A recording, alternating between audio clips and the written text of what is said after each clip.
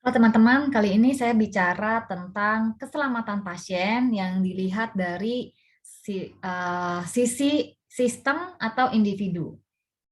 Nah, sebagai pendahuluan, keselamatan pasien atau patient safety adalah kondisi di mana bebas dari kecelakaan dan kelalaian medis. Kelalaian dan kecelakaan bisa saja terjadi pada tenaga kesehatan maupun kepada pasien. Yang patient safety itu zero clinical incident ya. Jadi sebenarnya tidak ada eh, kecelakaan atau clinical incident. Nah, itu kita sebut sebagai keselamatan pasien. Nah, apa insting awal apabila terjadi insiden, kecelakaan medis atau kejadian tidak diinginkan atau near miss misalnya. Insting awal pasti salahkanlah seseorang. Dia sih nih nggak ngoperin ke saya.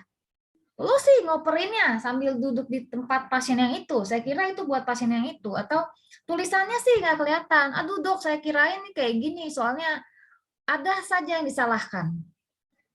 Bagaimanapun juga, insiden medis terjadi akibat banyak faktor. Jadi nggak bisa satu orang kita bikin babak belur untuk menyelesaikan satu insiden medis, atau satu orang kita jadikan kambing hitam supaya selesailah insiden medis itu. Itu tidak mungkin. Kalau kita menyalahkan individu, maka masalahnya tidak akan selesai. Karena sekali lagi, insiden medis terjadi akibat banyaknya faktor yang mendukung. Insiden medis akan terus berulang. Misalnya, di sebuah unit transfusi darah ya, salah terus identitas sama pemberian produk darahnya ya. Mungkin karena pasiennya terlalu banyak, atau SOP-nya nggak jelas, atau label-labelnya bacaannya terlalu kecil, misalnya seperti itu. Terjadilah salah masuk darah oleh satu orang perawat. Lalu satu orang perawatnya dipecat, diganti perawat baru. Apakah akan mengubah kejadian insiden medis? Belum tentu. Karena penyebabnya adalah bukan di si perawat itu, tapi faktor di lingkungan dia yang menyebabkan dia bekerja menjadi tidak fokus dan SOP-nya juga tidak jelas, sehingga yang harus diubah adalah sistemnya. Nah, ini ada sebuah contoh ya. Jadi sistem yang buruk akan menghancurkan orang-orang baik. Pelanggaran keselamatan pasien bukan terletak pada individu yang salah, tetapi pada sistem yang salah. Jadi bukan orangnya yang jahat ketika ada human error, ketika ada insiden ya. Masalahnya adalah sistemnya tidak aman. Contoh hal menggelitik deh. Kalau misalnya ada orang salah ya, tapi nggak pernah dievaluasi, nggak pernah dilakukan pengkajian gitu ya, kenapa sih terjadi human error itu, maka akan terus-terus begitu. Atau orang-orang yang baik tidak pernah diapresiasi, sehingga semua orang jadi ya udahlah, ngapain juga kita kerja apa juga, nggak ada yang menilai, nggak ada yang motivasi, nggak ada yang mengevaluasi gitu, akhirnya begitu-begitu aja gitu. Atau ketika terjadi insiden tidak dibuka secara transparan, tidak dievaluasi, jadi semuanya menjadi kambing hitam tuh, manusia-manusianya aja gitu. Jadi kalau tidak transparan, akhirnya sistemnya menjadi jelek. Dan akhirnya orang-orang tidak punya motivasi untuk menjadi aman. Kalau kita menaruh orang baik dan orang benar di dalam sistem yang buruk, hasilnya pasti jelek. Karena masalahnya bukan di orang tersebut, tapi di sistem tersebut. Jadi kalau kita mau menanam tanaman supaya berbunga, maka kita harus memberikan pupuk dan air yang cukup. Itu menurut Stephen Covey ya. Jadi teman-teman, kalau ada insiden medis, tetaplah transparan. Meskipun kita merasa kita menjadi bagian nih, mungkin gara-gara gue, human error gue nih, jadi insiden terjadi, jadi mencelakakan pasien. Tetapi dengan transparan, dengan kita cari bersama, pasti ada sistem yang bisa diubah untuk membuatnya menjadi lebih aman di lain waktu. Contohnya gini ya, ada perawat nih, dia jaga malam seharian, dia bercocok tanam. Ya, dia ke sawah, dia berkebun, dia jualan di pasar. Terjadi insiden medis karena perawatnya ketiduran. Kalau ditanya, kenapa kamu ketiduran? Karena kalau saya tidak bercocok tanam, saya tidak nyangkul di sawah, saya nggak bisa makan dengan anak-anak saya. karena gajinya sangat kecil dan tidak mungkin saya makan dari gaji di rumah sakit. Oleh karena itu harus dievaluasi, ya, terutama di tempat-tempat yang memerlukan konsentrasi yang tinggi, apakah layak honornya untuk dia hidup dengan anak-anaknya, sehingga dia bisa fokus bekerja. Kalau dia mau jaga malam, ya dia tidur dulu gitu. Jadi bukan orang ini yang terus disalahkan. Kita harus evaluasi dengan transparansi, jadi kelihatan apa sih penyebabnya. Contoh ya, perawat dirotasi berkala. Jadi setiap berapa waktu perawat di NICU baru terus. Yang udah jago-jago dipindahin, yang udah jago-jago dipindahin, yang udah bisa pasang ventilator, resusitasi neonatusnya jago, dipindahin terus. Harus rotasi berkala. Akhirnya perawat yang baru menolong resusitasi neonatus dengan tidak sesuai SOP karena dia tidak mahir, dia nggak tahu, dia juga tidak ada niat jahat, dia niatnya menolong, tapi karena dia tidak terampil, akhirnya pasiennya celaka. Sistemnya yang salah. NICU harus ditaruh perawat NICU. Resusitasi ditolong oleh orang yang kompeten resusitasi. Jadi kalau sistemnya diperbaiki, ternyata insidennya harusnya turun dan bisa dicegah. Jadi nggak bisa kita bilang, lu nggak bisa lu yang bikin pasiennya mati lu ya, nggak bisa. Orang dia ditempatkan oleh pimpinan di tempat yang salah kok. Orang dia nggak bisa apa-apa, dia nggak bisa mengenali tanda vital bayi, dia nggak bisa resusitasi, dia nggak bisa pegang pasien dengan CPAP, nggak bisa. Dia harusnya keluar dari NICU. Tapi yang jago-jago harus dipertahankan supaya keselamatan pasien jadi meningkat.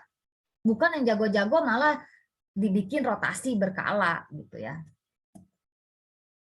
Oke, perawat yang mahir, insentifnya lebih sedikit daripada perawat yang tidak mahir. Yang jago ventilator, tiba-tiba gaji jasanya lebih sedikit daripada yang cuma bisa ganti popok. Lingkungannya jadi tidak happy ya, lingkungannya jadi kurang profesional dengan seperti itu. Tidak ada penghargaan terhadap kemampuan dan keterampilan yang sungguh spesifik. Akhirnya tidak ada motivasi untuk meningkatkan keahlian. Ketika diperlakukan perbedaan honor, maka kemampuan dan keterampilan perawat jadi bertambah. Karena memang ini harus dikerjakan kalau memang menghormati sebuah profesional. Ngapain? Jadi perawat-perawat jalan misalnya, nggak stres, nggak nungguin grafik ventilator, ya, atau nggak perlu tegangan tingkat tinggi ketika tidak megang pasien dengan alat bantu nafas gitu ya. Nggak perlu stres ngurusin AGD atau bayi-bayi kecil ya. Oh, gajinya lebih besar daripada yang pinter. Akhirnya ya tergeruslah yang pinter-pinter ini. Dan akhirnya keselamatan pasien jadi bermasalah. Kenapa? Tidak ada keinginan dari seorang perawat untuk meningkatkan keahliannya. Padahal semakin tinggi keahlian seorang perawat, harusnya jasanya mengiringi. Ya, itu juga sistem tuh. Gimana caranya sebuah sistem membuat pelayanan kesehatan tuh menjadi sangat bagus. Ya, terutama kalau di NICU, gimana supaya pasien tertangani dipegang oleh perawat-perawat yang super skillful, yang keterampilannya sangat bagus, tapi mereka juga dibayar dengan sangat layak. Oke, tenaga kesehatan sering datang terlambat. Udah kelar operan, cuman baru satu yang jaga sore baru datang satu, yang jaga pagi semua udah kabur, udah nungguin yang jaga sore nggak datang-datang, akhirnya operannya nggak bener, sendirian pula yang baru datang sorenya, yang lain pada telat ya, akhirnya diberlakukan denda setiap terlambat. Ini mencoba dibuat sebuah sistem. Jadi kalau terlambat denda 1 jam misalnya terlambat denda 50.000. 10 menit misalnya terlambat nggak datang buat saat operan misalnya berapa lah didenda. Nah, dengan sistem yang seperti ini, pemalas pun akan takut. Dia datang lah daripada didenda-denda terus, bisa 1 kali denda bisa 1 garung beras misalnya, dia akhirnya datang.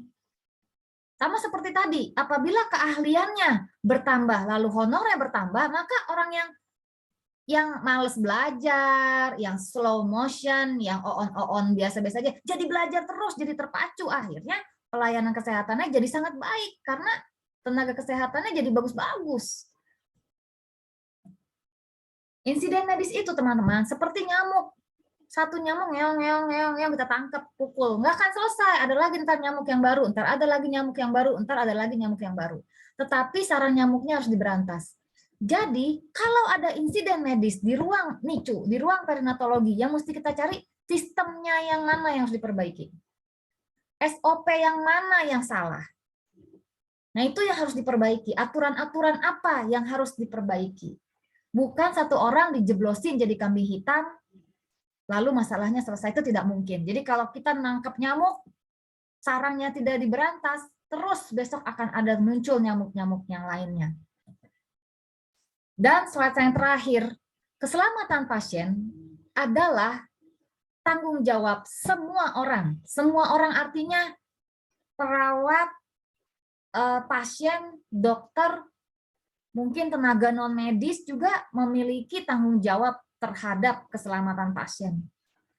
Jadi jangan ada cerita bahwa misalnya jadwal jaga perawat urusan perawat doang, nggak bisa. Kalau melanggar keselamatan pasien, jadwal jaga perawat urusan semua orang.